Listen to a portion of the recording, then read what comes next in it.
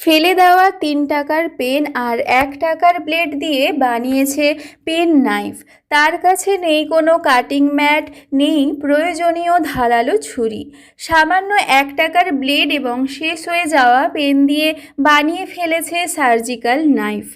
গৃহশিক্ষককে দেখেই তার এত কিছু।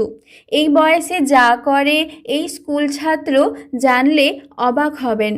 শিক্ষককে দেখে পত্রশিল্পে অনুপ্রেরণা, সেই মতো পড়ার অবসরে হাতে তুলে নেন তার নিজের বানানো ছুরি।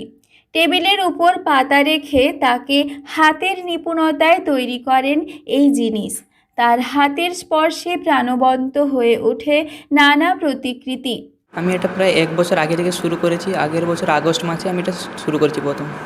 কীভাবে শুরু করলে এটা? এটা আমি সঞ্জয় স্যারকে আঁকতে দেখেছিলাম প্রথমবার, তারপরে আমি ভাবলাম এগুলো নিজে এঁকে দেখি, তাই আমি এটা আঁকতে শুরু করলাম প্রথম। আগে কি ছবি আঁকতে? আগে আমি বেশি আঁকতাম না, কিন্তু কাগজে আঁকতাম, এমনি পাতায় আঁকিনি। তারপর তারপর আমি শুরু করলাম পাতায় আঁকা। প্রথম ভালো হলো না, তারপরে শুরু করলাম।